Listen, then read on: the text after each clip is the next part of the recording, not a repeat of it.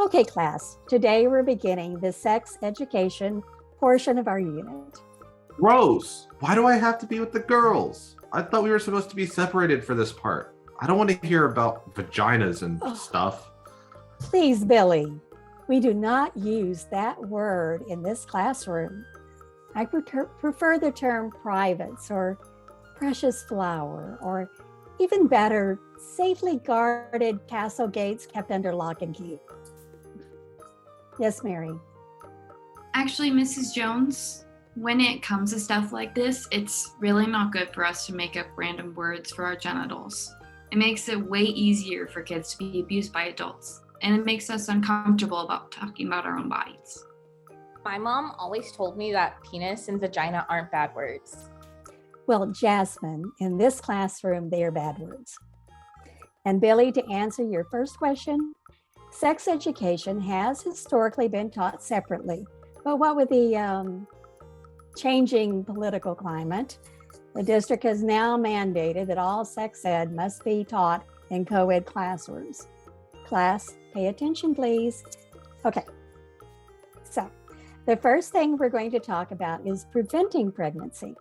Does anyone know any ways that pregnancy can be prevented?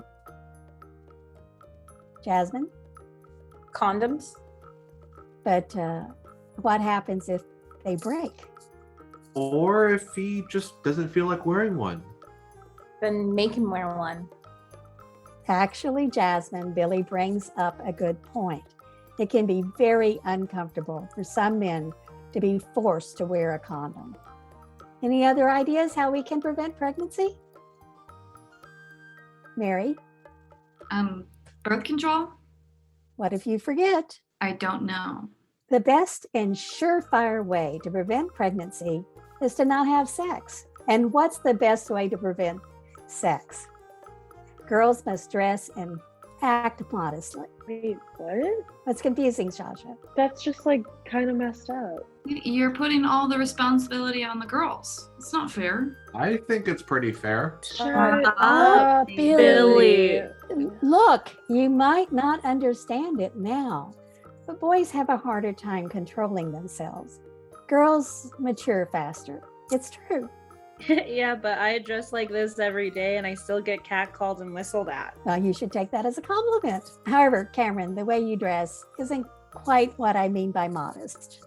Why? What's wrong with it? You want to be modest so to not distract or tempt the boys around you, but you still want to be appealing to the boys around you. Why? So that someday a boy will look at you and recognize your beauty and fall in love with you. Yeah, what if I don't want a boy to fall in love with me? Enough talk back, Cameron. Let's move on to the next topic, diet and health. What does this have to do with sex education? Well, now that you are all getting older and starting puberty, your bodies are going to start changing. Some of you are going to have to seriously start watching your calorie intake, while some of you can just eat whatever you want and never even think about it. How are we supposed to know which one we are? Billy will be able to eat whatever he wants.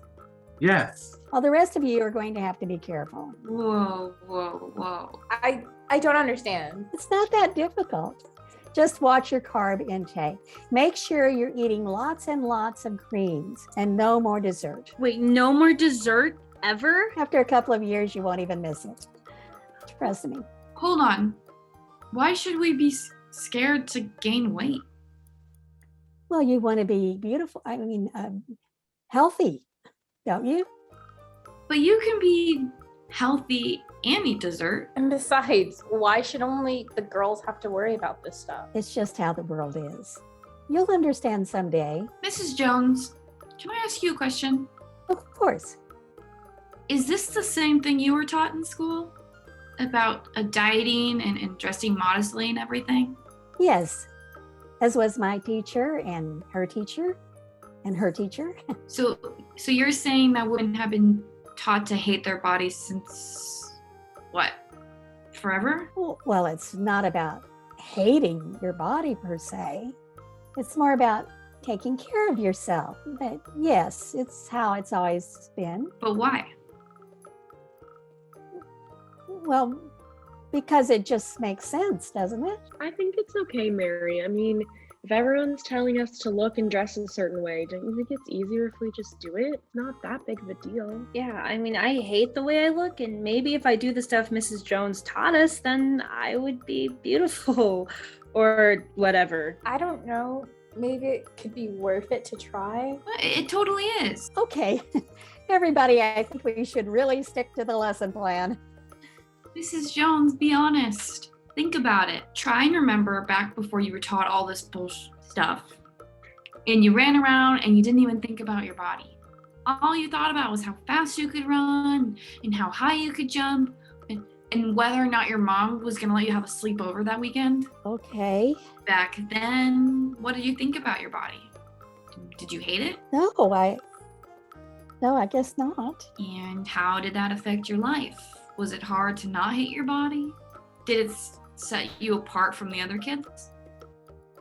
No, I suppose it didn't. We were all basically the same. We didn't care what we looked like or how we compared with other bodies. Exactly. So why should we be taught to hate our bodies now? I don't know. I'm sorry, girls. Can you forgive me? I can forgive you if you show some growth. Let me teach the rest of this lesson.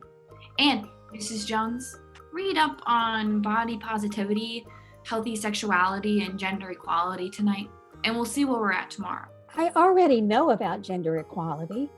The suffragist movement happened 100 years ago. Women can vote, have jobs, own property. We have a female vice president, for goodness sake. Yeah, and how much shit did she have to go through just to get the position just because she's a woman? I watched the vice president debate with my mom. Mike Pence just kept interrupting her and talking over her, and no one stopped him. But she just stood there and stayed calm. That's messed up. Well, anyway, I can't just let you teach the class. Well, then I could go and tell my lawyer mom that you're teaching us abstinence-only sex education and that you're body shaming young girls and that you're teaching us differently in the class based on gender. Fine, go ahead. Try and teach the class. Okay, everybody, the first thing that we're gonna do is on the count of 3, everyone scream the word vagina. Oh my goodness. Ready? 1, 2, 3. Vagina!